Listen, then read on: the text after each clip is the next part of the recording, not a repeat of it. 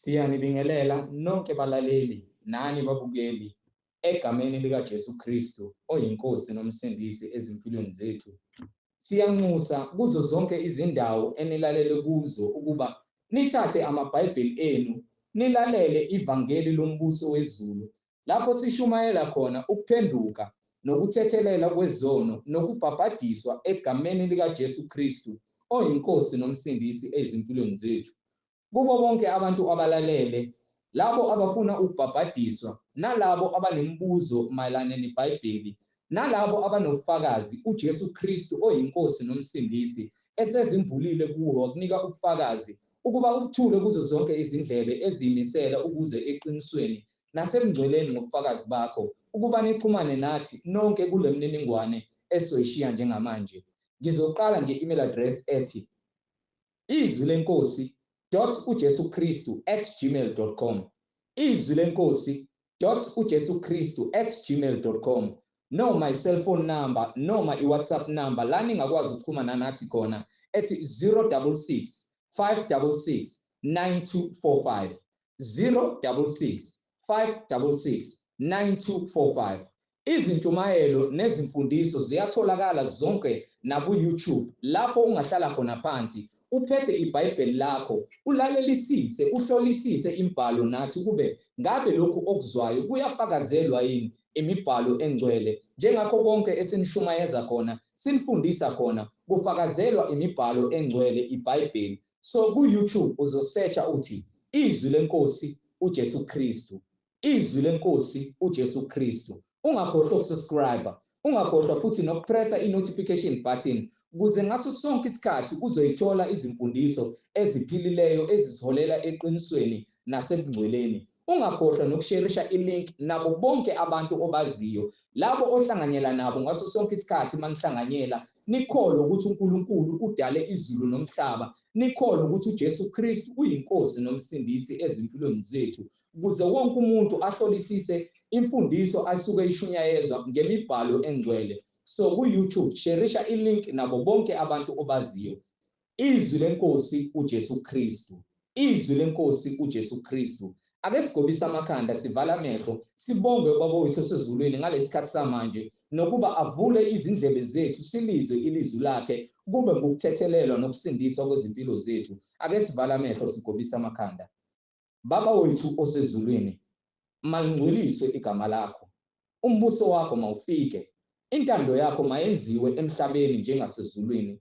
Usiphe namhlanje isinkwa sethu semihla ngemihla, usithethelela amacala ethu njengoba nathi sibathethelela bonke abasonayo.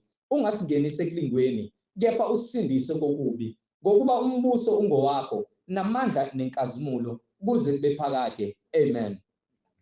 Bazalwane nani balaleli, yamukelani umfowethu umhlengi izoli ozobe sihola ngokwemfihlakalo yemibhalo, umoya ongcwele ekhazimulisa isibani sezwe, uJesu Kristu yena yedwa oyinkosi nomsindisi onqobe ukufa enqobela izimpilo zethu, uKristu Jesu oyinkosi nomsindisi. Sheshisani thatha amaBhayibheli sihambisane ngendlela yokungcwele. Amen. Amen. Sanibingelela nonke bazalwane egameni likaJesu Kristu umnini mandla onke. Siloke sithule bona ubufakazi ngayo imibhalo ukuthi yinye inkosi, yinye inkolo, munye umbhabhadiso egameni likaJesu Kristu. Lethe iBhayibheli alikho elinye igama esilinikiwe ngaphansi kwezulu esingasindiswa ngalo, lilodwa kuphela. Insindiso into eyabelwe labo ababiziwe ngomusa kaNkulunkulu, ngokuba uma sikhuluma ngoNkulunkulu sikhuluma ngento engeke sikwazi ukuthi sithi mesikala ngengqondo sibuke sisho ukuthi ingaka. Uma umhlaba omkhulu kangaka bese lithi izwi kaNkulunkulu noma uNkulunkulu inkazimulo yakhe igcwalisa umhlaba wonke, ayikho into efihlakele phambi kwakhe. Futhi imicabango yethu noma silele ebusuku ngokuba thina singukuphila kwakhe.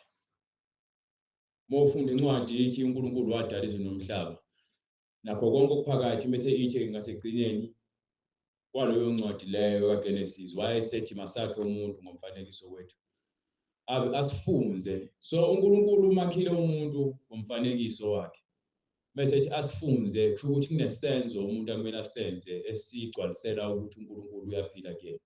Kepha-ke umuntu oqala wadalwa akakwazanga ukugcwalisa lokho sikwazi ngamandla kaNkulunkulu nangobufakazi asesinikile kubona ukuthi ayikho enye incwadi emhlabeni ekutshela ngokuqala komhlaba nangohambo lomuntu emhlabeni nangesiphetho somuntu emhlabeni iyodwa.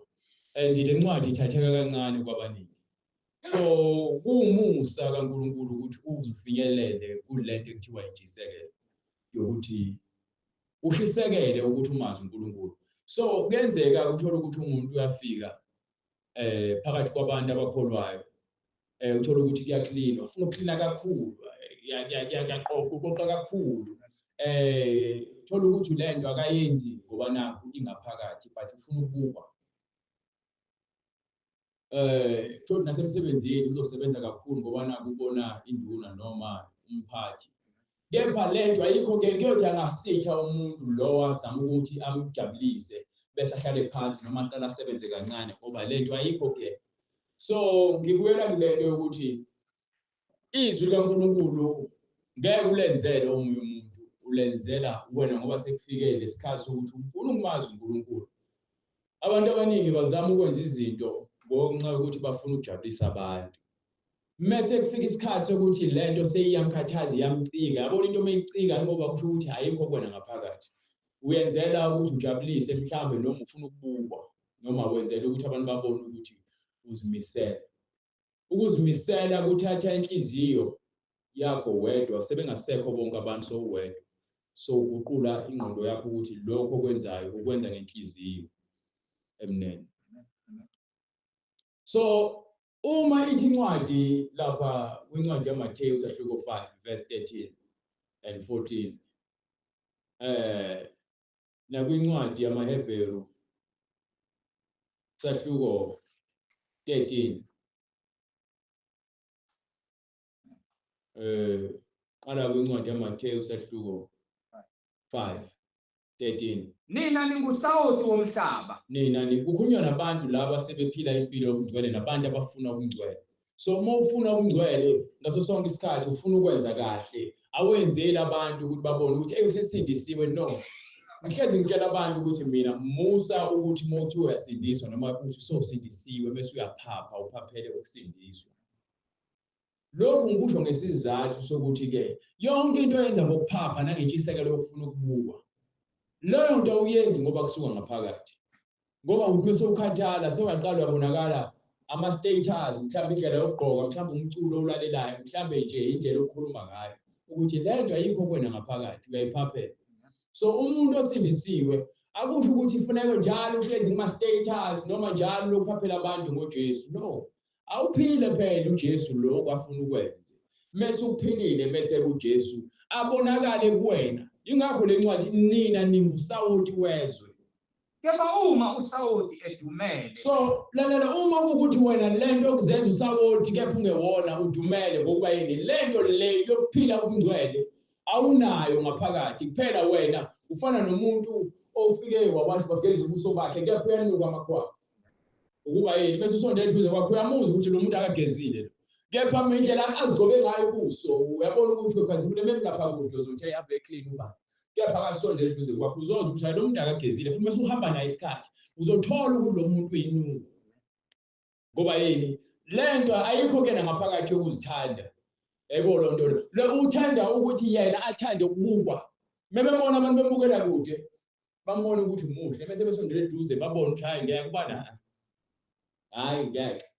Yebo lo nto le. So ilapho ke kuthiwa ke lapha kwincwadi yaseRoma sahluko 2 verse 23 ithi ivangeli noma igama likaNkulunkulu liyahlambalazeka ngenxa yenu basenzisi. So akufanele mina ngithi abantu abaphila impilo yomngcwele but mina ngiphile into ephambene. Akufanele futhi ngilokho ngizenza muhle phambi kwabantu. Angiphili impilo engiyona. Mawuyisoni uyisoni. Ukuba lemhlabeni ku2 ngeke futhi ngiguqule lokho ngeke uzuguqule lokho. It's either usebenzela uSathane noma ungaphansi kombuso kaNkulunkulu. Ungaphansi kombuso kaSathane noma ungaphansi kombuso kaNkulunkulu. Akukho kuba phakathi nendawo. Ukuba uNkulunkulu udale owesilisa nowesifazane. Isitabane owesilisa ozenza umuntu wesifazane. Owesifazane ozenza umuntu wesilisa. Uyabona ukuthi uyakhetha ukuthi akasho ukuthi hayi mina ngisitabane ngeke ngenze lutho. Wesitabane ufuna ukulana nabanye abantu besilisa. Nowesifazane ufuna ukulana nabantu. Ngoba yini? Le nto kufanele ukhethe ukuthi wena iyiphi indlela ehambayo. So zimbili izindlela. It's either usebenzela usathane. Ingakho lithi iBhayibheli futhi kwenye lithi it's either isihlahla sizokwandisa izithelo zaso njengokuba yiso noma sizoba isithelo esithize mase sikhipha izithelo eziphambene nalokho esiyiko. Sikhuluma ngomuntu ke othi ufuna ukuphila umngcwele. So uma ithi lencwadi yabaRoma sahluko 2 verse 24 verse 23. Yes. Ngokuba igama likaNkulunkulu liyahlanjalaza phakathi kwabezizwe ngenxa yenu. So mengizohamba ngithi hayi mina ngisindisiwe ngifake icele lodwa ngifakele Q-Tex ngumfana ngigqoke amabhulukwe ama-hipster ngifake ama-tattoo ngigcobe umlomo uzicwebezele ngigude izitayela noma ngigude ikhathi la kwasekuba irasta lapho. Mengifika kubantu abathi-ke baphila njengabantu basezweni bangibona mina ngomunye wabo.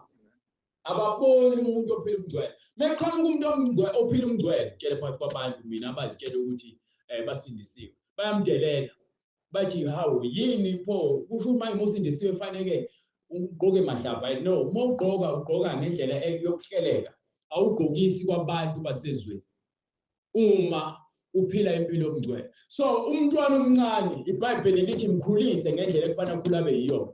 Umntwana omncane usafuna ukukhuliswa. Umuntu omdala kuwumuzi ukusindiswa ngokuba usuke seyikhethile impilo yakhe. You understand? So umuntu omdala ufuna futhi lento yelezi kaNkulunkulu ifuna abantu abafuna ukufunda. Awufuna abantu abathi bayazi empilweni. Yabona bese uthi uyazi empilweni ayikho into ongayifunda ngale ncwadi le. Singafundisa simemeze kuwena nje kufanele sala ngomuntu sijala ngesikhathi. Kepha ingane encane ifana necomputer ephuma esitolo engakofakwa isoftware engakogcwaliswa ngolwazi. So ingane ifuna ukugcwaliswa ngolwazi ingakho ingane usengakwazi ukuyishaya uyifundisa indlela ngokuba ngeke ukuthi isihlahla sesiqinile sesisingaka ukuthi ufuna usigobisa sisophuka. Kepha mesisathambile sisavela wasithombisa wasigobisa wasimisa ngolunye siyothi besikhulele ngalapho noma sithi siyaphakama kepha siphakama sesichange direction. So umntwana ukhuliswe samncane futhi awumkhulisi umntotose ngamanga nangekuthi nangenkohliso. Umntwana umqondisa nje ngendlela efana akhula beyiyona. Yena mesemdala ke usengazikhethela yena ukukhohlakala noma ukulunga. Ngoba umntwana ngeke uzumbhabhadise engakwazi ukwahlukanisa okubi nokuhle. Umntwana ubhabhadiswa mase kwazi. Yabona uJesu siyamamkela. uJesu umoya kaNkulunkulu esunikiwe ukuba nangu umyalelo othi hlonipha uyihlo nonyoko ukuze izinto zakho zande ezweni. Umyalelo oqhamuka kaNkulunkulu lo. Lo myalelo lo uma uthi hlonipha ingane ingahloniphi umsebenzi wami uthi noma ngabe kuthiwe kabani ingane. Mina ngiyalazi iqiniso. Mengiyeke ingane ngithi hayi phela ngiyona yami bazongibuka kabi. Ungamani ungibuke kabi ingane ngizoyiqondisa. Yini ngifuna ukuthi ingane ikhule ngendlela efanele. Ngoba ngelinye ilanga izobona ukuthi ibifundiselwani ukuthi ihloniphe uyihlo nonina ukuze izinto zayo zande ezweni. Kepha bese umdala izwi kaNkulunkulu selidinga wena. Yayizo lonto le. Lithi iBhayibheli maniveza kwincwadi yaJohane incwadi yaLuka sahluko 4 lapho khona seza uJesu ezobhabhadiswa. Kwase kufika nabaFarisi. Mebefika abaFarisi bazobuza ukuthi senze njani. Abanye babo kuthiwa babhabhadiswanga ngenxa ukuthi inhliziyo zabo zazikhulu. Abanye babo beza kweza izifebe, kweza abathelisi, kweza izigebengu. Kuza abantu vele ababonayo ukuthi indlela abayihambayo ilungile bazofuna ukulunga. Bafike babhabhadiswa yini sebebonile indlela abayihambayo. Kunendlela ehambayo ithi mayisayitsha imnandi. Kepha ngokuvutha kwayo uyabona ukuthi ayihambi ngendlela efanele. Noma angiyona indlela yokuphila. Kepha uma usayihamba usazizwa. Ngenze isibonelo baningi abantu abahleli kuma wheelchair abasemajele abasezibhedlela.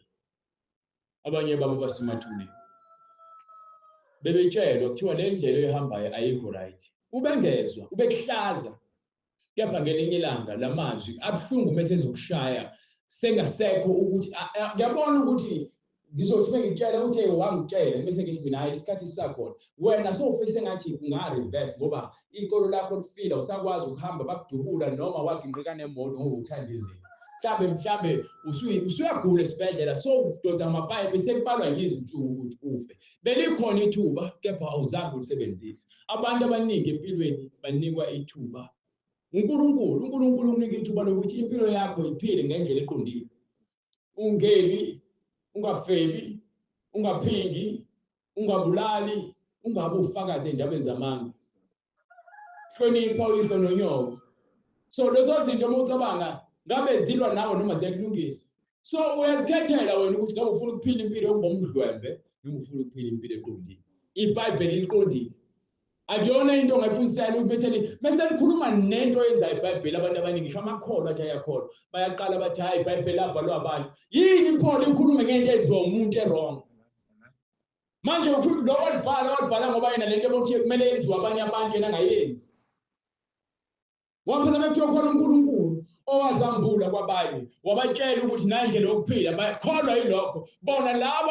abalobela phansi belobela abanye abantu babalobelela ukuthi bezwe amazwi avela kuNkulunkulu so ayikho into ngathi hayi lokho kwamantombazane ethina abantu besilisa akufanele sikwenze zibhalwe phansi izinto kumele sizenze hayi lokho kwabelungu thina ngibona kwethu iBhayibheli likhuluma nomlungu ofana nami ukuthi umsika kuphuma igazi mekwenzeka kuthiwa ngiyagula kufanele ngidonate igazi ngathatha igazi lomlungu lifakwe kumina yazi ngoba yini kubhalwe phansi ukuthi uNkulunkulu wazenza zonke izizwe ngagazi linye igazi lilodwa yabona imbali azifani izimbali izihlahla azifani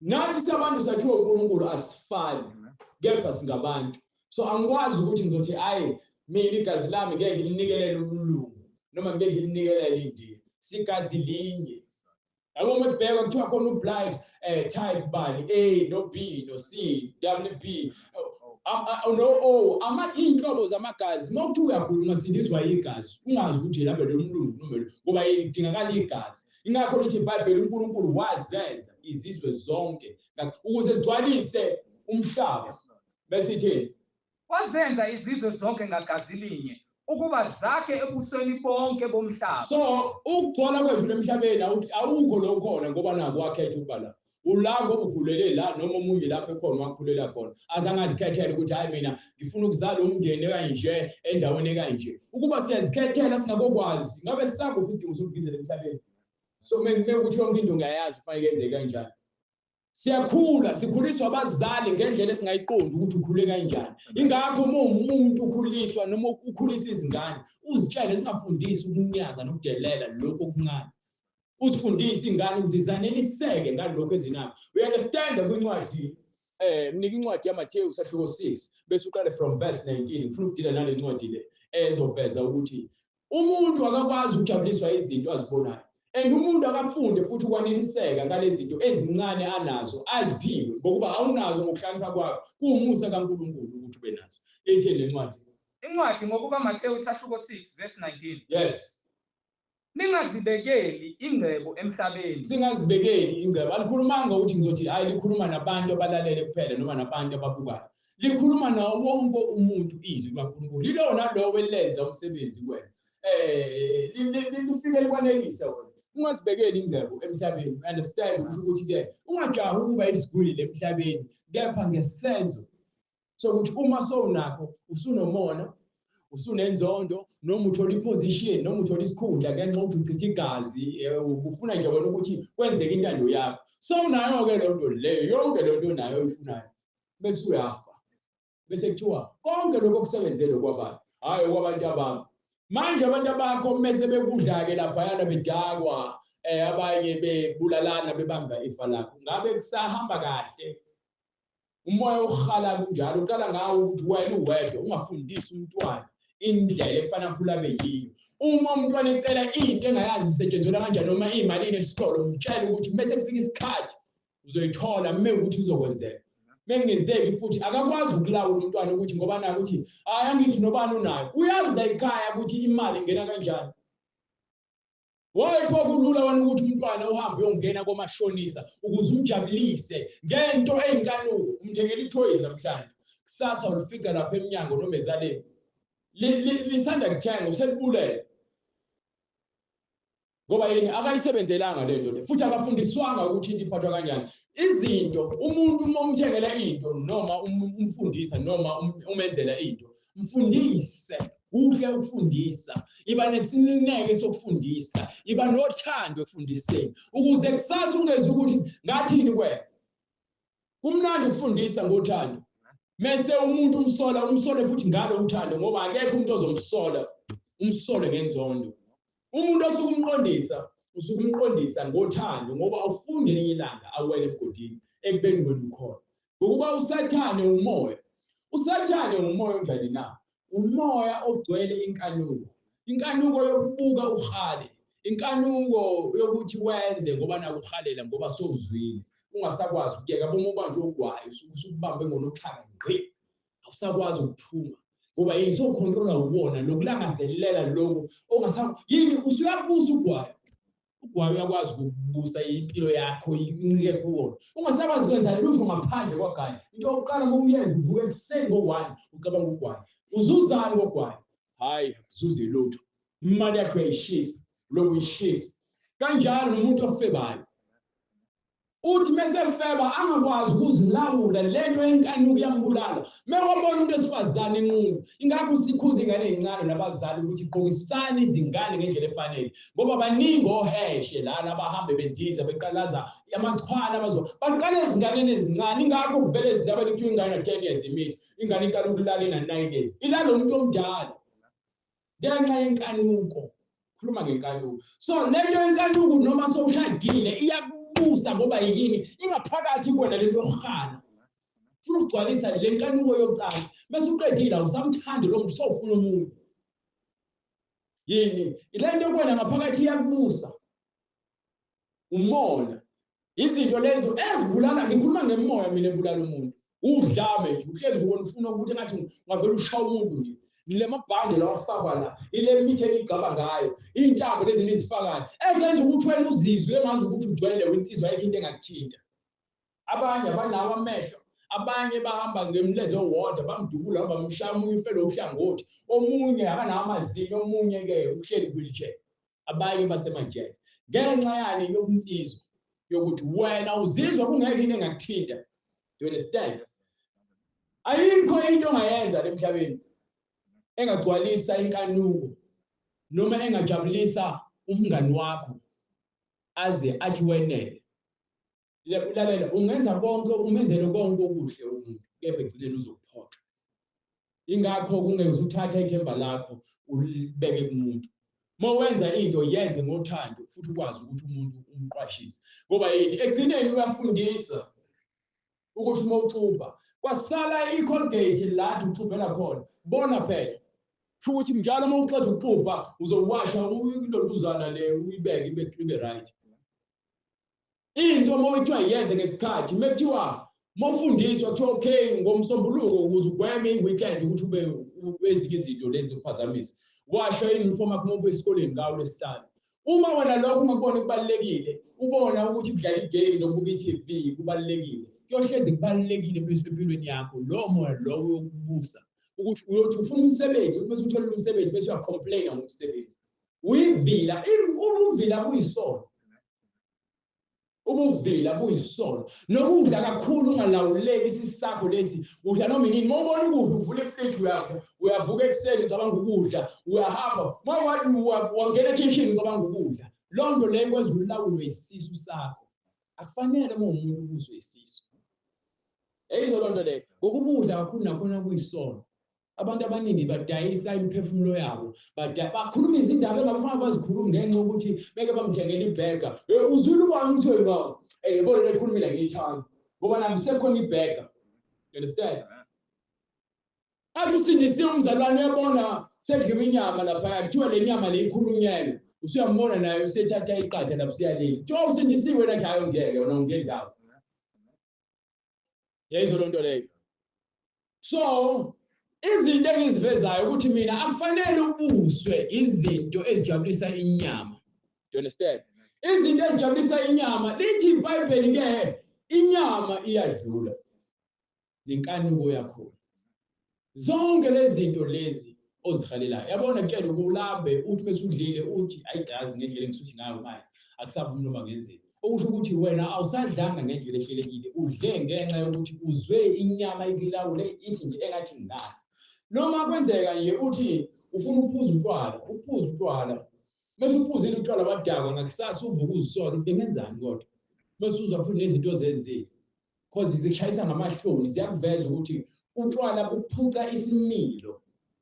Ingakho lithi iBhayibheli ningabi izidakwa ngokuba ke ekudakweni nosekuthela ube isidakwa ukhona ukuheka. Abantu bayadlwengula bedakiwe. Abantu bayalwa balimale noma balimaze bedakiwe. Yabona kuyele abantu bagwaza abantu bacuthela abantu ngesibindi sotshwala ngisho izinkabe ezinye uma ziyobulala abantu kufanele ziqale ziphathe ugoloko ziphuze ugoloko uzothola isibindi. Ngenxa uthini utshwala bukunika isibindi esibhedayo. Ezolonto le. So, obuye lencwadi le ethi ke ningabeki ingcebo yenu emhlabeni. Lapho khona ini? Nika ke lo ncwadi leyo Sahluko 6 from verse 19. Lingazibekeli ingcebo emhlabeni. Yes. Lapho khona inundu nokugqwala. Khona inundu nokukhona ukungcola nokugqwala. Nalapho amasela efohla khona ebe. Amasela ke ayafohla ebe lokho eselikubekile ngokuba ingcebo yakho negugu lakho lisemhlabeni. Kepha sibekeleni ingcebo ezulwini. Yini kuthiwe sibekele ingcebo ezulwini? Yini lithi ungajabuleli ukuba isigwili emhlabeni? Lithi iBhayibheli kwincwadi yaMatheyu Sahluko 19 noma 18 Sahluko 19:18 kwase kuza indoda kuJesu yathi ke mfundisi omuhle yini engayenza ukuze ke ngithole umbuso kaNkulunkulu? Wayesethini uJesu? uJesu wathi uma uthanda ukuphelela. Incwadi ngokuba Matheyu Sahluko 19 verse 16. Bheka ke kwasondela othile kuye wathi verse 18. Wathi kuye miphi na? Awuqale from verse 17. Wathi kuye ungibizelani ngokuhle na? Sho lapho ke mina ukuthi ke uthi ungibizelani ngomuhle na? Munye ongomuhle. Uyedwa omuhle emhlabeni. Kepha uma uthanda ukungena ekuphileni. Ithini ithi uyedwa omuhle ubani lo?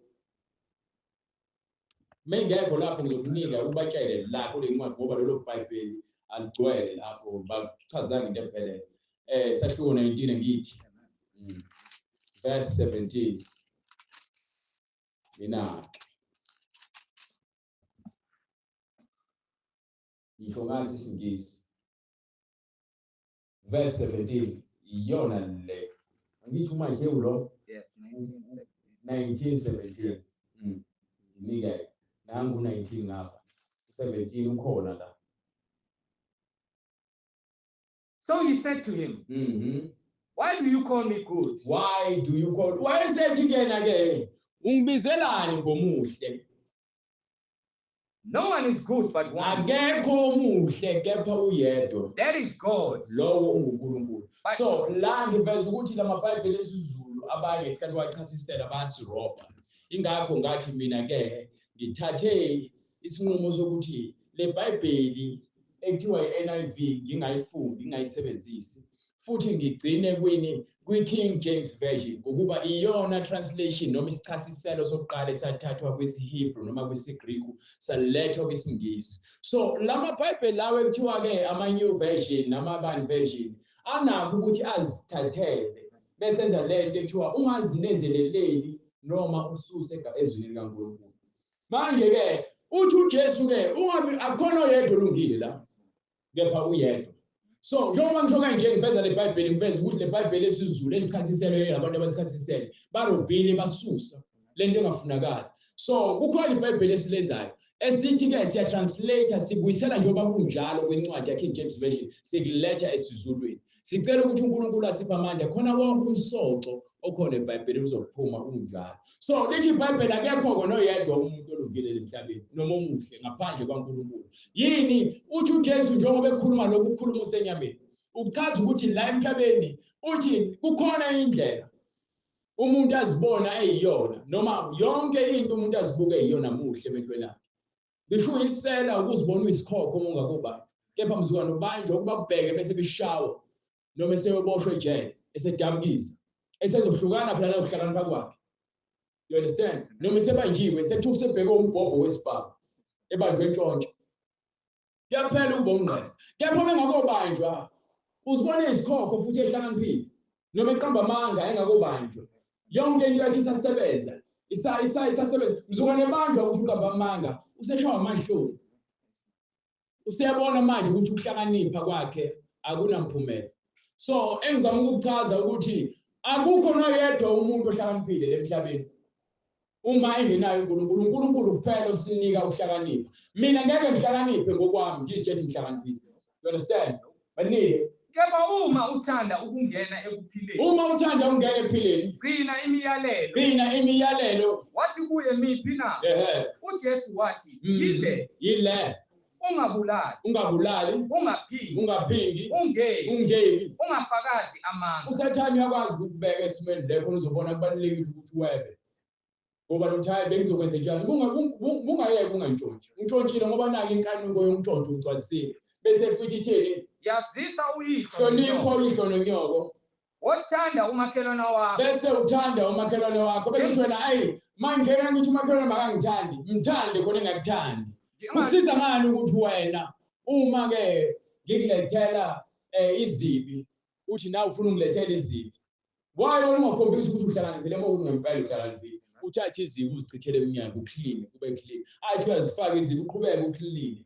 Azabona ukuhlakanipha kwakho ukuthi noma inzondo yakhe noma lokungcola kwakhe kuze kucleanwe isenzo sakho sokuthi wena ukaze waphindisela ukubi ngokubi. Into vele kulala izwe ilento lesho eBhayibheli. Thanda umakhelwane wakho njengoba uzithanda wena uthi angeke ngikwenze lokho. Manje uma ungakwenzi lokho ubani oyofunda ukuthanda? Kwenziwa yini? Ufika ukuthi umuntu uyamthanda ungamthandi. Kanti ubuke ungemuva wakhe wasuthi ngiyamthanda. Awumthandi kepha uthe umbuka wathi hey ngiyahalela ukuba naye. Futhi vele uthanda into ongenayo. You understand le ngisho ukuthi awukwazi ukuthi uzothi umuntu uyamthanda kepha ungamthandi. Yayizwe lonto leyo. Banike. Wothanda umakhelwane wakho njengalokhu uzithanda wena. Thanda umakhelwane wakho njengoba nawe uzithanda. Insizwa yathi kuwe konke lokhu ngikugcinile. Yes. Ngisasilalelwe. Yini esangisalele na? uJesu wathi kuye uma uthanda ukuphelela. Uma uthanda ukuphelela kusho ukuthi uma uthanda ukuba perfect. Hamba uthengise ngempahla yakho. Hamba uthengisa. Akashongo ukuthi thengisa ngempahla yakho yonke. Uthi hamba uthengisa ngempahla yakho. Uphe abampofu. Bese wabele abanjani? Abampofu. Bese iqhubeka ithi. Khona uzakuba negugu ezulwini. Bese ingakho ngivulele incwadi ethi ungazibekeli ingcebo kuphi emhlabeni. Ngokuba ke isenzo sokuqinelwa inhliziyo saba khona. So uma iqhubeka uJesu esho kwenzakalani emva kwalokho le ndoda seyizwile ukuthi ke kufanele ahambe uyodayisa anakho abele abanye abantu abahluphekile. Khona uzakuba negugu ezulwini uze ungilandele. Yes. Yathi insizwa ukuba izwe lelizwi yamuka idabukile ngokuba yayinengcebo enkulu. Yes. Kepha uJesu wathi kubafundi bakhe ngiqinisile ngithi kini onothile uyakungena kalukhuni embusweni wezulu. Into eyenza abantu abacebileyo kube nzima ukungena ebungcweleni ingokuba bazethemba bona nengcebe yabo. So into eyenza ukuthi angafuni ukuzwela abanye abantu abampofu ingokuba ucebe kakhulu. So kunzima vele umuntu ocebileyo ukuthi angene ezulwini. Ezulwini ke uyakha indlela yokuya khona le emhlabeni. Uma inhliziyo yakho ilikhuni ukuthi yenze lokhu okuyalelwe uNkulunkulu akaphoqi. Uthi nje enza kahle kumakhelwane wakho umthande njengoba uzithanda. Bese lapha kwincwadi egcwalisela lento engishoyo ukuthi uNkulunkulu uyakhuluma nabantu abacebileyo. Incwadi yaTimotheo. Incwadi yokuqala kaTimotheo sahluko 6 kusukela from verse 17. Noma uqale from verse 7. Ngifuna nje ukuthi le ngigcwaliseke ukuthi uNkulunkulu uyasiyala ukuthi ke singathembi ingcebo yasemhlabeni. Ekhuluma futhi nomuntu omanje ashumayela. Bese ithini? Ngokuba asilethanga lutho ezweni. Angilethanga lutho emhlabeni mzukwane ngizalwa nje kwakukhona indwangu engagoqwa ngayo esibedlela ngagezwa kwawo nje yana ngifikanga ngiphethe ngisho isent. kusobala ukuthi singemuke nalutho futhi. Angifikanga nenkomo, angifikanga namoto, kepha akusho ukuthi mangibe isihlupheko futhi emhlabeni.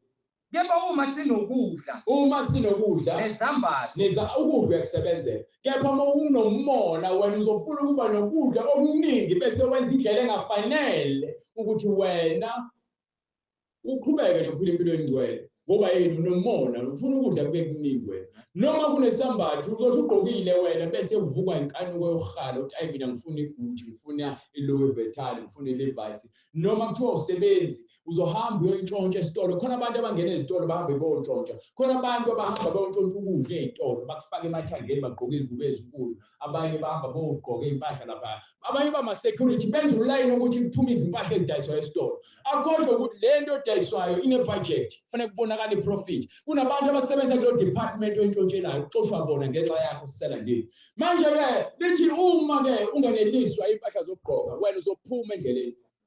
kepha uma sinokudla nezambatho, Uma unokudla lokho okudlayo kubonge asaneliswe yini. nesambatho aneliseka. Yabona into edala ukuthi abantu bangafuni insindiso ingokuba uzibona efuna ukuba isitebi njengobani. Umoya uhala lo. Ngeke uzube isitebi njengobani. Uzoba isitebi ngomphefumulo bese uNkulunkulu ayathayisisela lokho ofanele ube nakho ngomoya wakhe nangomusa wakhe. Into eyenza ukuthi wena ungaze uthwale, ungaze unikele ngezimbuzi, ufake iziphadla, ungaze wenze ngoba yini ufuna ingcebo, usebenzela ingcebo. Bese kuthini iBhayibheli yakutshela ufike unqunu wena, uzohamba unqunu.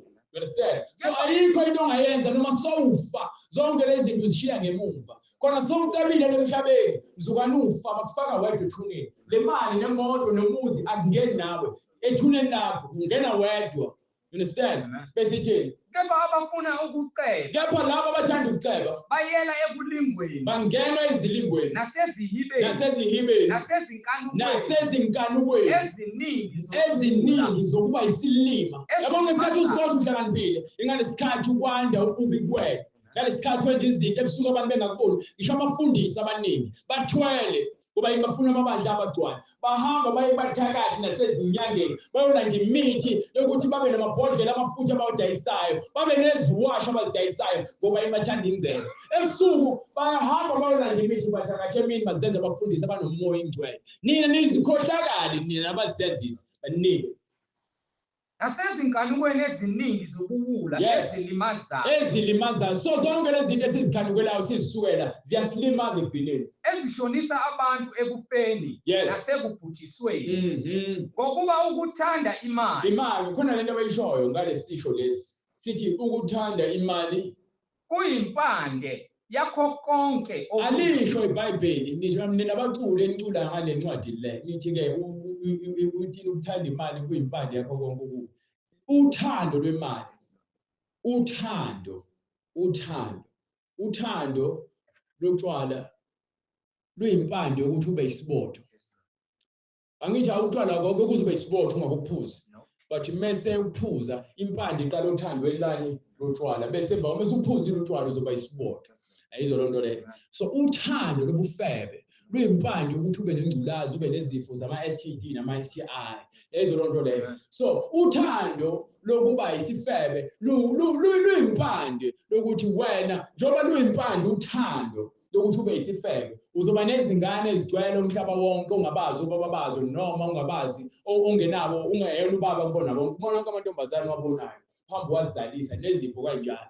So uthando lakho konke okwenzayo luyimpande yokubi uma kungekuhle. Uthando lwemali ke sesikhuluma ngolwemali ke manje ngoba sikhuluma ngabantu abathanda ukuba izigwili. Uthando lwemali luyimpande. Uthando kusho ukuthi imali iyimpande yakho konke okubi. Uthando onalo ngemali luyimpande yakho konke okubi. Yes. Abanye ngokuyifisa imali badukelwa ukukholwa. Balahlekelwa yini? Ukukholwa. Balahlekelwa ubungcwele ngoba bethanda imali. Ezo lonto le into edala ukuthi enyangeni khona umzalwane noma uyikholwa ingokuba uthanda imali. ufuna ukubona izihlalo zigcwele esontweni awukhathalele imphefumulo yabantu ngokuba le bandleni lakho kuzogcwala izifebe abakhiphi bezisu ababulali izidakwa amasela lonke uhlobo abantu abanenzondo bazogcwala ebandleni lakho ona unandaba as long ukuthi manje namhlanje uthe uNkulunkulu la uzogcwala u10,000 kule bhakede nangempela abazalwane ngenxa yentshisekelo yamanga akho bazoze bazogcwalisa bezonikela ngezimali zabo benikelela amanga akho ngokukhuhlakala kwakho kungaphendukanga noyedwa umuntu kuba ke aphile impilo engcwele so abantu bayangena bathwele izono zabo beza nazo esontweni bayaphuma futhi baphuma bejabulile besinenkonzo yemvuselelo abantu bafaka amazinyo baqhubeka ba-eja bafaka amazinyo acobezelayo abantu bafaka amawigi besifazane bagqokisa abantu besilisa bafaka izinzipho zokufakela kugcwele oklama esontweni umfundisi wakhona impunzela ufaka isuti ka10,000 kunabantu abangadlili la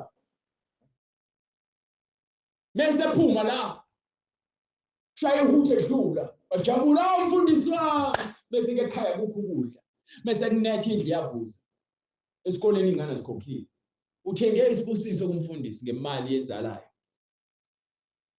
imali ezalayo ufuna ukujabulisa le ndoda emla emqambela amanga bese lithi mfundisi wami uNkulunkulu uzongibusisa ngesikhathi sami siyeza ngitshalele eBhayibhelini nje kuyodwa incwadi lapho uNkulunkulu athi linda ngizokubusisa ngemoto ngizokubusisa ngomuzi uthi uNkulunkulu uyakubusisa umsebenzi wezandla zakho bathi ngenxa yokholo oluncane nongaqondi izinto zikaNkulunkulu anikwazi ukubekezela mekufika inhlupheko ubone ngazi ukuthi nje yabona ngeke ngisaphinde ngibe ngcono ingakho ke lithi ke abafundisi benkohliso bathi amaKristu ayahlupheka bebefuna nithenge imikhiqizo yabo ngoba yini uyadayisa lalela akekho umuntu wadalelwa ukuthi abe isihlupheki kepha wonke umuntu uyadlula esimeni sokuhlupheka asikhulumi ngokuhlupheka kwemali kuphela ungathi umose esimweni wena sokuthi mhlawumbe ufuna umsebenzi bese kuthiwa hayi lo msebenzi lo singakunika lo msebenzi wena ufuna u10,000 sifuna u5,000 ngenyanga uzohola u25,000 wena uhamba ufuna u5,000 ngoba ufuna ungena emsebenzini bese ubuye emva kwalokho uzoma phambi kwabantu uthi yazi uNkulunkulu ngikuse ngomsebenzi ngithola umsebenzi unamanga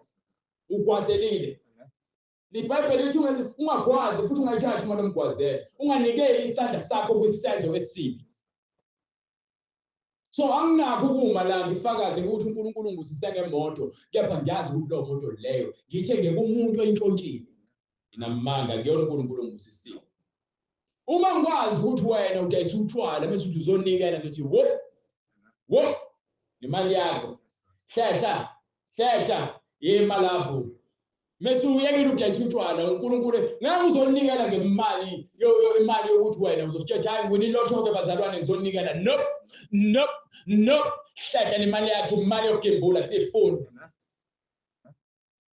you understand abanye ngokuyifisa badukelwa ukukholwa ngizona khela ibandla mina ke u-taxi man siyazi ukuthi ubulala abantu wo imali nemali yakho ungezi nayo la imali yakho igcwele igazi siyazi inkabi hayi ngifuna ukunikela nje mfundisi ngikubusise hlehla imali yakho igcwele igazi angakuthatha imali yesenzo esibi eminye imindeni iyakhala kuchitheka igazi mina ngizotshatsha inyembezi zabantu ngokuthi ngithanda imali ngamane ngidla udaka angikhathaleli ibandla angikhathaleli imphefumulo ngitheme nginikwe ivangeli kwathiwa ngotshela abantu ukuthi uJesu ukhona ungukuphila kwethu amazwi engiwakhulumayo akaNkulunkulu odala izulu nomhlaba amazwi ayekhulunywa uJesu amazwi avela kuNkulunkulu sikhuluma izinto zikamoya angikhulumeli mina ukuthi ngimpresse noma ngiyakushela ukuthi wena uthanda uJesu no ngizokukhuza ngiyakutshela ukuthi nje impilo ephilayo ayikholele ekuphileni ngoba ngikhathalele noma ngabe ngiyabulawa noma ngabe ngiyazingela noma ngabe ngiyazisonda anginandaba into ebalulekile ukuthi ngikutshele ukuthi indlela oyihambayo akusiyona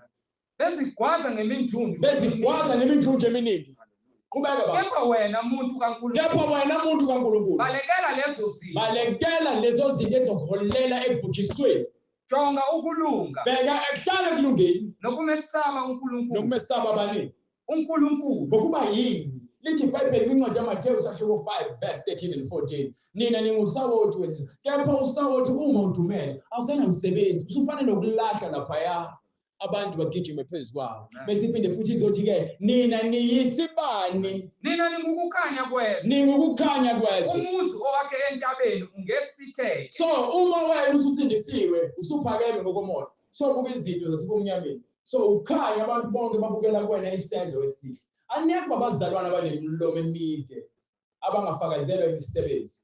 Ubona abantu bengasindiswa nje bengezi ensindisweni. Ingokuba nina niqhamisa kakhulu ukuzenza bahle phambi kwabantu.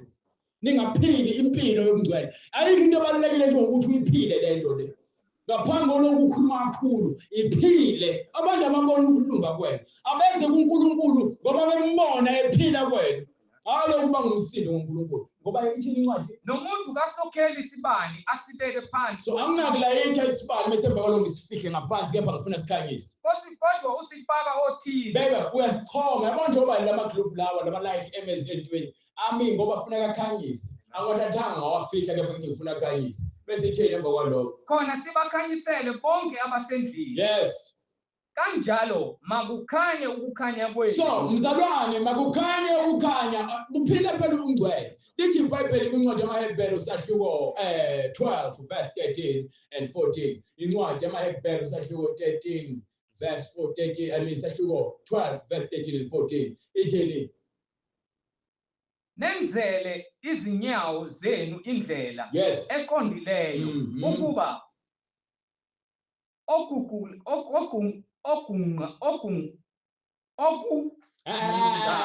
buka nje libhekisise uthatha isikhathi sakho bese uyalifunda. Nenzele izinyawo zenu izindlela eziqondileyo ukuba okugqongayo kungaphenyeki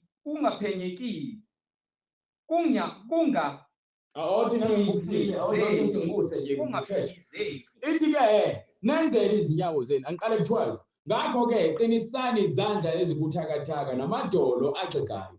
Nenzele izinyawo zenu izindlela eziqondileyo ukuba oqhugayo, legama liyahlula, oqhugayo kungaphinyezeki kepha kunalokho kuphulukiswe. Understand ukuthi mesingabazalwane kufanele thina silwele ukuthi uma kukhona osalayo simlekelele umkhuleko nangokuthi simkhuthaze ukuthi ungavumeli usathane. Ngokuba phela understand uma kuthiwa ngumzimba mina. Mengilimela iqakala vele ngizohamba kanje. Ngokuba ngilimela iqakala. Mengilimela isandla ngeke ngikwazi ukusebenzisa lesandla. Futhi manje lesandla lesi mengibamba into esindayo ngizoba nenkinga ngoba ngizobamba ngitsheke ngeke ngisakwazi ukubamba ngiphakamise ngezandla zombili. So ayikho into ekhona emzimbeni engenawo umsebenzi. Uma ngilimela olimini angikwazi ukuhlafuna kahle.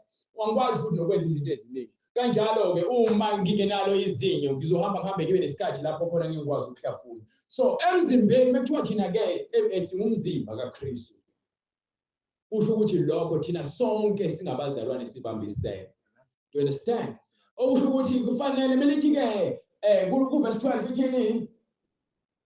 Ngakho-ke qinisani izandla ezibuthakathaka. Qinisani izandla ezibuthakathaka. Namadolo axegayo. Axegayo. Nenzele izinyawo zenu izindlela eziqondileyo. So uma wenzela indlela inyawo zakho indlela eqondileyo ukuthi uhamba lapho khona wena kuqondile, lapho khona wena manje kumele wazi ukuthi kumele uhambe khona. Kunendlela ekumele uyihambe. Awuhambi indlela ethi momzalwane.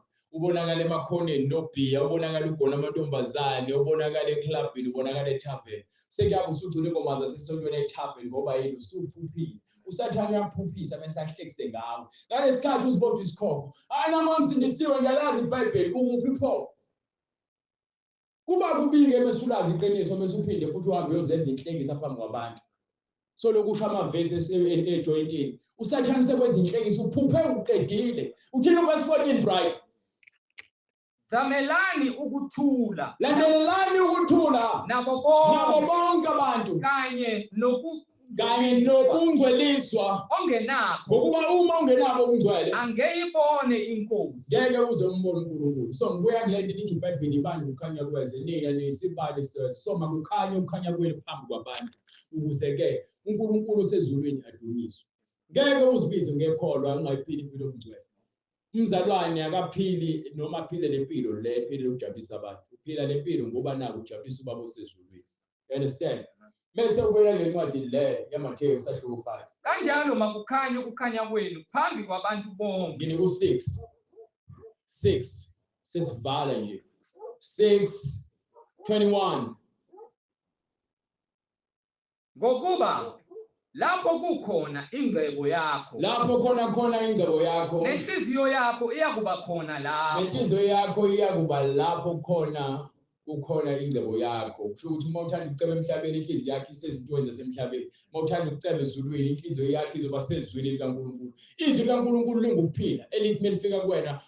Ngithe umuntu mezalwa ezalwa kabusha bekade uphila impilo yokungazi noma impilo nje emadlakahlaka. Mase ifika izwi likaNkulunkulu izwi yezo nto le hayi umfundisi. Hayi ngaphendula umfundisi umhleki umfundisi wami angiyena umfundisi wakho. Angiyena futhi wakho ngokaNkulunkulu. Wena uphendulwa izwi engilikhuluma elisiza inhliziyo yakho ukuba ibe nokuqonda nokukhanya. Ungathi mawuphila impilo engathi awunakusasa. Ngoba vele ikusasa lakho lizofa. Libulawo wena ungathi ukuthi uzokhomba umunye umuntu ngaphandle vele uma ukhuliswa abantu noma ufundiswa abantu abangenalo ikusasa abangazange babe nalo ikusasa. Bacabangela nawe ukuthi ufane nabo. Ngeke ungitshela ukuthi ufuna ukuphila impilo yokuthi wena uphile impilo elungileyo kepha uhleli nabantu abangalungileyo. Ukhuluma nabo njalo. Uvumelana nabo.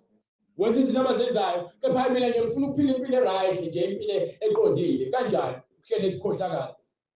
Uhlala nezigebengu, uhlala namasela, uhlala nezifebe, uhlala nezidaka, uhlala namachwele. Kepha egcineni uthi hayi mina ngifuna ukuphila impilo eqondile. Uyafana nomuntu othi ngeke ilanga ngifuna ube uthisha kepha ubhizi lapha uhlezi ubhema insana. Shuka insana. Manje lapho uyahamba ayodla kubo mesedlile aphinde ayohlala nabangani bakhe aphinde azama u2 no 5 bekuyothenga insanga ahlale lapha. Unephupho lokuba into enkulu kepha yena akenzi lutho olumuholela lapho khona ekumelayo khona. So uma uthando lakho lisensangeni uzoba ichwele uzoba isidaba uzoba kudla kwezidakamizwa. Uma uthando lakho lisentshwaleni ngeke ukhulume ngenye into ekude. Understand? Oyithinte lapho kwenzakalani? Maningi price. Isibani somzimba yiso. Ngakho uma iso lakho lilihle, uza kukhanya umzimba wakho wonke. Uma iso lakho lilihle umzimba wakho wonke uzakhanya. Uma iso lakho lilihle umzimba wakho wonke. Ukusho ukuthi wena ephambili kwakho uma unokuqonda umzimba wakho konke uzokwenza okufanele. But uma ukuthi vele indlela ehambayo nempilo ephilayo ayinaqondo. Ngeke kuzungitshela wena uzothi hayi kuphela umgcwele kepha wenza izinto zikaSathane. Awukwazi ukukhonza amakhosi amabili. Baningi. Kepha uma iso lakho lilimbi, uma ke isenzo sakho sisimbi, uza kuba mnyama umzimba wakho wonke. So uzophilela isono, uzosigcwalisa isono lenkanuko. Ngakho uma ukukhanya okukuwe kungumnyama, kepha uma kukhanya kwakho kunguSathane ngokuba phela lithi iBhayibheli noSathane uyazenza ingilosi yokukhanya. So ningamangali uma nezisebenzi zakhe noma izikhonzi zakhe ke zenza kanjalo. Baningi abantu abafuna ukuthi Jesu ingakho uJesu athi akubona bonke abathi kimi inkosi abayokubona umbuso kaNkulunkulu. Ngoba baningi bayofika kumina bese ke baphika ngithi hambani kumina ngokuba nina ningabenzi bokubi. Ubuhlungu lonto leyo. Baningi ubumnyama bukhulu kangakanani. Akakho ongakhonza amakhosi amabili. Awukwazi ukukhonza amakhosi amabili. Ngokuba uyakuzonda enye. Uma khona amakhosi amabili le ndaweni wena ke bese uthi hayi ngokhonza omabili. Angeke. Ngeke. Kuthiwa vote ngeke uvotele abantu abawu2 votele umuntu oyedwa. So awukwazi ukuqamba amanga ukuthi hayi mina ngithanda uJesu kepha ngapha uyabonakala wena ubhizi ebusuku untshontsha inkomo zabantu nezimbuzi. Uyisela wena ngokuba yikho noyedwa into oyenzayo ekhazimulisa uJesu. Uyisela uJesu ngokulunga nokukhanya. Uthi thanda umakhelwane wakho njengoba uzithanda. Uyaphi kumfazi wamakhelwane wakho engekho? Ufunani empedeni wakhe sikhohlakala. Uyaphi kamakhelwane esibayeni ebusuku?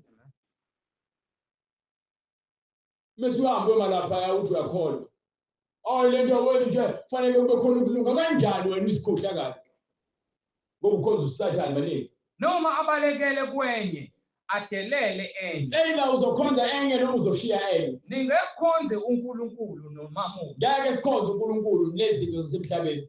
Ngalokho-ke ngakho-ke ngithekeni ningakhathazeki ngokuphila kwenu, singakhathazeki ngani ngokuphila kwenu ngokuphila kwethu ukuthi niyakudlani ukuthi sizodlani. noma niyakuphuza. Akushiwo nguhlala kugoqezayo ukuthi kuzovele kwehla ukudla ezulwini. Kubhalwe phansi eBhayibhelini ukuthi umuntu ufuna asebenze ngezandla zakhe, kepha ungakhohlakali ngezandla zakhe. Baningi. Nangomzimba wenu ukuthi niyakwembathani. Yes. Ukuphila akukukhulu kunokudla, nomzimba kunesambatho na. Yes. Bukani izinyoni zezulu ukuthi azihlwanyeli, azivuni, Yes. azibekeli ezinqolobaneni, nokho uyihlo wasezulwini uyazondla. Nina kanizidluli kakhulu na? Ngumuphi kini ongelekela ebudweni bakhe ingalo ibe yinye ngokukhathazeka na? Kukhona nikwenzeka ukuthi ungakwazi ukulungisa into othi uyayicabanga ngengqondo yakhe ingakokwenzeki noma ingakofiki. So uma ngakwazi ukulula lemini ukuthi lingane ayikho futhi into engayilungisa mina ingakofiki. So lithi emva kwalokho iBhayibheli nikhathazekelani ngesambatho na? why ukhathazeka ukuthi ufuna ugqokana? Qaphelani iminyundu yasendle ukuthi imila kanjani. Ngiyakuyona iminyundu. Iminundu Yes. yasendle ukuthi imila kanjani. Kayikhandleki, kayiphothi. Izilwane nezimbali zasendle ngakhuluma nje kakhulu ngezimbali zasendle azikhathazeki azisebenzi lutho uNkulunkulu uzidalile ukuthi zizokhula zidle ini kanjani wazabela yonke into bese thina emva kwalokho Kepha ngithi kini noSolomon ebukhazikhazi. ngisho uSolomon uNkulunkulu wamnika ukuhlakanipha wamnika ingcebo wayesebamuhle ngayo yonke into ithi kepha ebukhazikhazi bakhe wayengambathisile okomunye wayo. Uma uNkulunkulu embathisa kanjalo utshani basendle uma uNkulunkulu ehlobisa utshani basendle obukhona namuhla namhlanje bukhona ngomuso buphonse eziko, ngakusasa buyasha njengoba nisuke ebusika nishisa nje iloluzana intaba lezi izintaba zishiswa ngokuba yini sekubona ukuthi manje lutshani sebushile angibe kuhle manje kepha mase kufika isikhathi kuyasha kanjalo nezimbali njengoba nisuke nishisa lo ncwadi ichaza lokho ukuthi ke ungakhathazeki ngezinto ezikude nawe aneliswa yilokho nawe bese iqhubeka ithini akayi kunembathisa kakhulu nina eninokukhola okuncane na. Yes. Ngakho-ke ningakhathazeki nithi siyakudlani noma siyakuphuzani. Yes. Noma siyakwembathani na, ngokuba konke lokhu abezizwe bayakufunisisa. Abantu abangakholwa bathanda izinto eziphathekayo bakhathazekile ukuthi bazohlapha umuntu athi namhlanje ngifuna ukudla ka-KFC ngifuna ukudla ukuthi ngoba uyazikhethela ufuna lempilo futhi ubona bese bethatha ama-selfie njalo medle ipizza ufuna abantu bonke babone medle imfino cha akabonakala ezolonto leyo so uswenga ngempahla ezintsha bese ethatha izithombe eziningi bese lokho eposta zona megqoka impahla zakhe amadadla akhe engcolile ekhaya akafundi ngisho ukuthatha isithombe kusho ukuthi uyazenyeza ngayo uqobo lwakhe uzibona ukuthi muhle ngezinto ezakhiweyo uzibona ukuthi muhle uma edla i-KFC neNando's noPedro's uzibona ukuthi muhle mehlele restaurant ebizayo noma egqoka izimpahla ezibizayo kusho ukuthi lo muntu uyazenyeza into emenza umuntu ilezi impahla nalento ayidlayo nemoto ahamba ngayo ngisho ngethiwa kuyona yakhe ushule eduze kwayo ukuze izobonakala ukuthi uma sentweni abakwazi bayathwa unayo so abangakwazi bazoshethu nayo umuntu ozoza kwena uzokhuluma nawe ngegugu lokuthi unemoto ezolonto ngoba yithenga ubuso babantu ingakho ukuthi iBhayibheli abantu abangakholwa lezi zinto bazifunisisa kakhulu ngoba yini bazibona ukuthi bangabantu ngezinto ezidaliweyo emhlabeni. Ingani uyihlo wasezulwini kepha ubaba wethu wasezulwini uyazi ukuthi niyakudinga konke. Uyazi uNkulunkulu ukuthi lezi zinto siyazidinga bese nje ngisho ngathi mina ke lezi zinto singaba nazo but uma uzoba nayo ngendlela engafanele uyasoleka futhi uma uba nazo uNkulunkulu ngamazi uyasoleka. You understand? Uyazi uNkulunkulu lezi zinto siyazidinga kepha ke kodwa funani kuqala kepha masifune umbuso kaNkulunkulu nokulunga kwakhe. Umbuso kaNkulunkulu masifune ubuso kaNkulunkulu bese sifune nokulunga kwakhe bese siyakwenza bese ukuthi lezi zinto lezi khona konke lokhu kuyakwenezelwa nina. ungaba nayo yonke into lemhlabeni ube isiceki but uma inhliziyo yakhe ingalungile uNkulunkulu ngeke uze umbone bese ithi incwadi le kade ngithi ivule eqala kathi uMateyu sahluko 5 or sahluko 6 verse 17 isikhuluma nezicebi zonke ke manje ngoba ngikutshela ukuthi ke bonke abantu abacebileyo uNkulunkulu uyabatshela uthini verse 17 yala abacebileyo kulelizwe yala bonke abantu abacebileyo kulelizwe lamanje ngokuba bangakhukhumali ukuze lingeze ukuzikhukhumeza ngengcebo bangathembeli engcebeni ungathembeli kule ngcebo le engesiyona le mali onayo kuthiwa ama-billions ayinalutho ifana nama-cent kuNkulunkulu ungaba nayo yonke ayisho lutho imali yakhe eningi ayisho lutho ingcebo yakhe eningi ayinamsebenzi ifana nje engekho ayikho into ebizayo necebileyo ngaphezulu komphefumulo wakho umphefumulo wakho mkhulu ngaphezulu kwalezi zinto ozifuna emhlabeni ozangazelela ukuthi ngelinye ilanga uma ngase ngivuke no 500,000 lo 500,000 uma vele ingqondo ingekho uzophelela ezeni uyobe sewufise ngeilanga ukuthi yazi uma ngase ngibe no 2 million mhlawumbe ngenza kangcono uma uhlula ukuphatha okuncane lokho okukhulu ngakwenzayo ngoba phela kuqala la ekhaya ngeke uzobe isigwili ngemali bayisigwili ngokuthi ingqondo yakhe ivulekile noma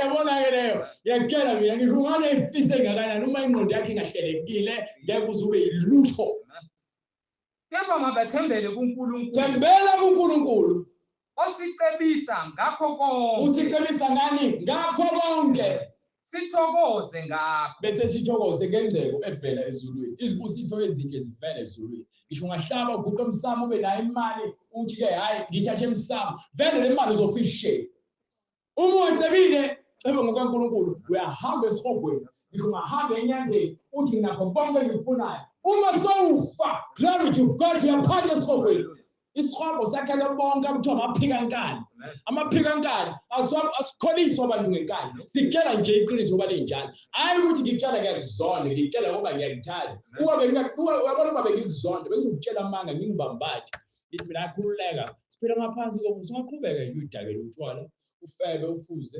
untshontshe hayi ngithi uNkulunkulu sade nje uJesu sathathela izono zethu namanga ithi iBhayibheli ke ngabe umusa kaNkulunkulu uyanda yini ngokuthi sina sihlale esonweni lithi iBhayibheli iqhana kanye ukuba uma safa maqondana nesono uma ufile maqondana nesono manje uqondana kanje nesono wafa maqondana naso isono sesiyazihambela sodwa wena sowufile maqondana naso singabuye sihambe kanjani so kwenzeka kanjani ukuthi phela uqhubeke esonweni kumbe anazi yini ukuthi noma awazi yini ukuthi sonke esabhabhatiselwa uKristu Jesu uma ke sovuma uJesu wabhabhatiswa kuyena sabhabhatiselwa kukho ukufa kwakhe so uJesu wafa ngokwenyama ngoba efuna ukuvusa umphefumulo ekhombisa ukuthi ukuphila akukho enyameni lithi iBhayibheli inyama ayinanzuzo umoya ophilisayo yabona ngithi donsa umoya mekwaphuma lo moya isidumbu siginqa phansi ngisho ngasithatha nisibeke lapha isikhayisela amakhandlela kuhlala umuntu eduze kwaso sifile ngisho ngakhuluma naso ngesaphendula uthi uyasigwaza alisaphuma igazi ngokuba ke ukuphila kusegazini uma kuphuma umphefumulo ujama ngisho igazi tshele mina mhlawumbe izinto engazayo engafundi ngihlala esikoleni akukho ukuhlakanipha okudlula uNkulunkulu ayikho into ongayenzela inyama uyigculisa inyama nje igcwele inkanuko mawukwazi ukulawula inkanuko ufuna uqala ukwazi ukufunda ukukhuleka nokuzila ukudla ukwazi ukuzila ukudla inyama yakhe ingabuswa ukudla ibuswa umoya nezwi eliphilisayo elizokuyalela ukufanele kwenze njani manje kufanele kwenze njani manje uma ngekho izwi eligadile njengoba lithi ke intonga yakho nodondolo wakho kuyangithokozisa so izwi likaNkulunkulu liyintonga futhi liwudondolo hamba ngalo bese liyakhuza likushaya ingakho bengithe vula lencwadi yamaHebrews ahluko 13 lithi uma lemhlabeni sinoba babethu abasishayayo kepha besishaya kwesikhashana ukusiqondisa kangakanani sinobaba wasezulwini okuyena osishayela ukuthi siqonde siphile sibe nokuphila okuphakade so understand ukuthi uNkulunkulu akakubizeli lemhlabeni ubizele ezulwini thina sivele ezulwini kufanele siphinde khona uma ukuthi ke awufuni mengithi ngivele sivele ezulwini uNkulunkulu wakha umuntu wambumba wayesephefumulela kuyena ukuphefumula okuphila umuntu waba umphefumulo ophilayo okusho ukuthi ukuphila kwakho kuvela kuyena yena usezulwini uma ungayenza intando yakhe uyakhila indawo yabantu abangezwa isihogo indawo umnyama obumnyama lapho khona ukukhala nokudedla kwamazinyo namhlanje basakhala abayishaya ingoma lemhlabeni basayishaya khona ezulwini abasina basasina abafebayo basaqhubeka izidakwa nakhona ziyaqhubeka abambemugwa basusashunqa basathandi khona into ezayo lemhlabeni uyithanda Kepha mase kuthiwa yenza nomphelo ngeke uzuthanda. Mase kuthiwa manje la ubhema usuku lonke, uthi uphele omunye ugwa ubhema omunye, noma uphuza utshwala. Ugcina sowulela, sowuzikhamela uzibhokhela. Ngoba le nto iyakubulala. Ubufebe kuyakubulala. Kuthiwa qiniso liyakukhulula. Yilowo nalowo indodana yomuntu esimkhululile, ungokhululekile. Nika incwadi ezezo 2:38 sesivala nje. Uthi uPetru qala from verse 36. Sebekuzwa bonke. Uthi sahluko 2 verse 36. Ngakho indlu yonke yakwa-Israyeli mayazi impela ukuthi uNkulunkulu umenzile inkosi noKristu uJesu lo Yes. enambethela nina esiphambanweni. Sebekuzwa bahlabeka enhlizweni. Bathi kuPetru nakwabanye abapostoli, Madoda abazalwane, siyakwenze njani na? wathi uPetru Phendukani yilowo nalowo abhaphathize egameni likaJesu Kristu. kukho ukuthethelela kwezono. Khona niyakwamukeliswa Isiphiwo sikamoya ngokuba isithembiso ngesenu nesabantwana esabo bonke abakuyo. bonke inkosi uNkulunkulu wethu, Wafakaza nangamanye amazwi bonke inkosi uNkulunkulu wethu eyakubabiza. wayesefakaza nangamanye amazwi amaningi abayala wathi Zisindiseni kulesizukulwane esiphambene. isizukulwane lesi siphila kusona esiphambeneyo. Ubona yonke into imnandi enyameni njengoba sebelethele nje i-internet yiso esiduze. Izinto eziphinde zilibazise ukuze izwi kaNkulunkulu libe kude nawe, ungalithathi inotice. Ngeke ukushumayela ngeke ukuthi bambalwa abantu abalizwayo, bambalwa abangalizwa noma abalizwa. Anginendaba noma uyalizwa noma ulizwa ngokuba yilowo nalowo elifika lenze umehluko ingokuba kufike imbewu yayisifaka isithombo lesakhula sakhipha izithelo. Ukhipha izithelo ukhiphela uNkulunkulu, hayi umhlengi. So yilowo nalowo ophendukayo, uphenduka ngegama likaJesu Kristu. Kukho ukuthethelela kwezono zakhe. Ukuphenduka kwakho kuNkulunkulu, awuphendukeli umhlengi. Sinxusa nje ukuthi uNkulunkulu akwenzele umusa. Uma ungakuboni uzukubone nawe ngelinye ilanga. uNkulunkulu emuhle. Uma ufuna ukubhabhadiswa uzokusithinta kule mininingwane oyibonayo noma oyizwile. Sibe nenkinga ivideo yavele yaqhamuka phakathi nendawo. Ngingasazi isizathu. Kepha uNkulunkulu emuhle i-audio sibe nayo iphelele. Siyacela uNkulunkulu aqhubeke futhi asandisele umusa. Labo abafuna ukubhabhadisa nabo sebephenduka basithinde kule mininingwane le oyibonayo noma oyizwile. uNkulunkulu uza kuyenza indlela ukuze wena ubhabhadiswe egameni lakhe elingcwele ngomusa nangothando lwakhe. Siqhubeke futhi sihlale kuye njengokuba kusho kwembhalo. uNkulunkulu aqhubeka asigcine size siphinde sibonane kusasa ekseni ngo-10 ekseni. Inkosi yasekuseni uNkulunkulu emuhle. Siyabonga abazalwane uJesu Kristu inkosi. Siyacela sivele umkhuleko. Baba egameni lenkosi yethu Jesu Kristu, uNkulunkulu sizibonga kuwe ngoKristu Jesu oyinkosi nomsindisi. Siyabonga Nkosi umusongaka owehlile emazulwini wehlele emhlabeni. Ukuba Nkosi sisayizono uKristu usenzele inkonzo yokubuyiselana noNkulunkulu. Siyacela Baba ukuba izwi lakho linkenteze amadlebeni ethu. Singabi nokuthula Nkosi sikhohliswa izinto zasemhlabeni kepha sikude nomusa wakho. Siyacela Nkosi ukuthi umbele utshale izwi lakho ngaphakathi kithi. Kube ngokusindiswa kwethu sesizwile egameni elihle lenkosi Jesu. Yena utshala imbewu kuyo yonke imihlabathi ngokuhle engajakadi egameni elihle lenkosi Jesu Kristu manje naphakade. Amen.